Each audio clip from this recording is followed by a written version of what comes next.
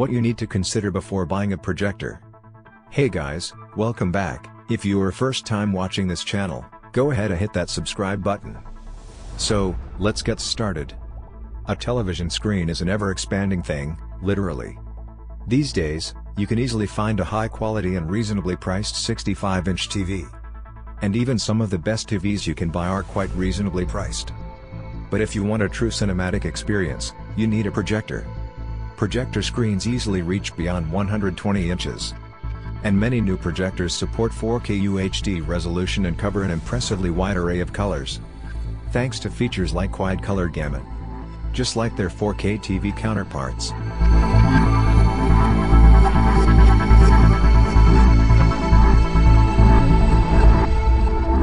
So should you buy a projector?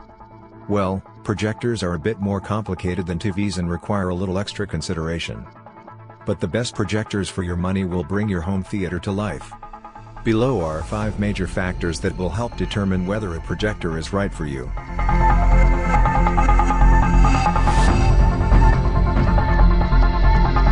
Can you control the light in the room?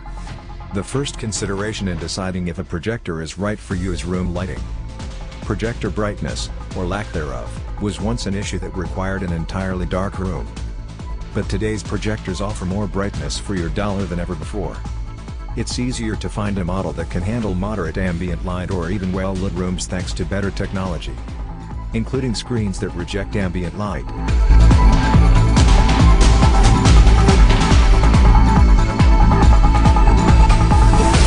Still, the darker the room, the better the picture quality. When it comes to contrast, a projector needs darkness to make an image that looks bold, not washed out. This will also help make any required color calibration easier. Basements are popular for projectors because they tend to be dark by nature. But you can put a projector in a room with windows so long as you can effectively block out that light, usually with curtains. If you're willing to put up blackout curtains or shades, nearly any room in your home will work.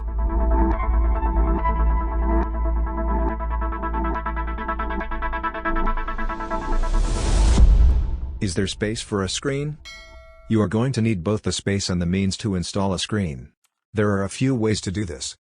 First, you can mount a manual or a motorized drop-down screen from your ceiling. You could also mount a fixed screen to your wall, so long as you're willing to sacrifice the space. You can even paint your wall with a special projection screen paint. Make sure you have enough space for the screen, plus the speakers, AV receiver, and furniture you want to put around it.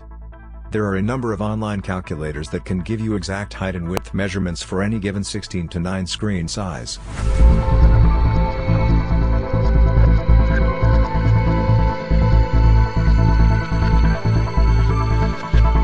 Is there enough distance? There are 2 distance points you need to think about for a projector.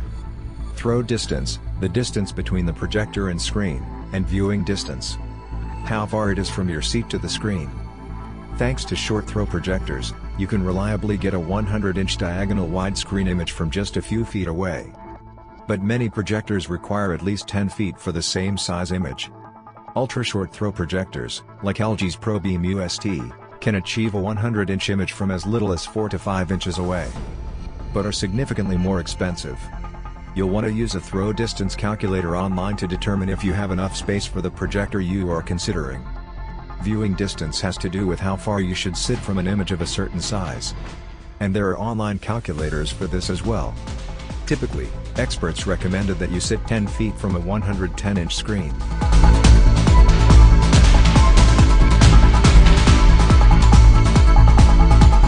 Do you have the right spot for installation? The previous steps have dealt with factors that affect the screen.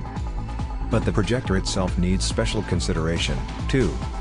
Specifically, you need to determine if you are able to place the projector at an ideal distance and angle from the screen. Ideally, the center of the projector's lens should align with the horizontal center of your screen. Although some projectors do allow for offset installation. If you can't have your projector dead center, for whatever reason, be sure to look for projectors with a lens shift feature. This allows for some adjustments should you need to place the projector a little off-center. They're handy, but do keep in mind that the best image quality will come from a centered projector.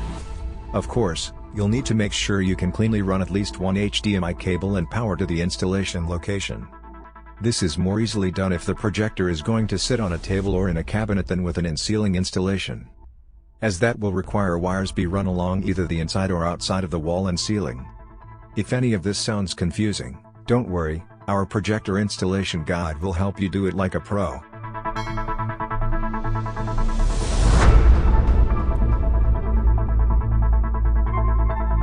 Do you have an AV receiver? A good AV receiver is an important part of any home theater, and since projectors often have fewer connection ports than TVs, they're a natural fit for projector setups. If you plan to connect just a single source device to your projector, be that a Blu-ray player, game console, or streaming device, and have a soundbar or powered speakers at the ready, then you don't necessarily need any additional equipment. Since most projectors have only one HDMI input, those with multiple devices to connect may well want to invest in an AV receiver. An HDMI switcher is also an option, but an AV receiver is better. It will provide high-quality sound so you can set up a full surround sound system, or at the very least, a good pair of stereo speakers. You definitely want a sound system of some sort, because projectors have very weak speakers, if they have them at all.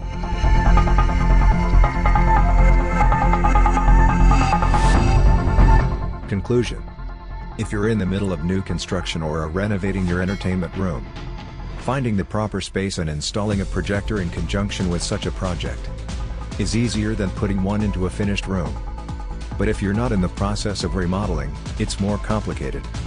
The best way to answer the question as to whether a projector is for you is to appraise your room using the criteria that we discussed. If you enjoyed the video, you guys can initiate a discussion in the comment box. If you have any different opinions about the contents in this video, be the first to start the debate in the box below.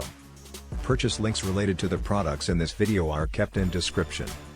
We will be grateful if you could please make your next purchase from that link, as this will help us to grow our channel. Good morning, good evening and good night, whichever part of the world you are from. Don't forget to subscribe to stay connected. I will assure you to make quality and interesting videos in future. This is Jason Peter, signing off.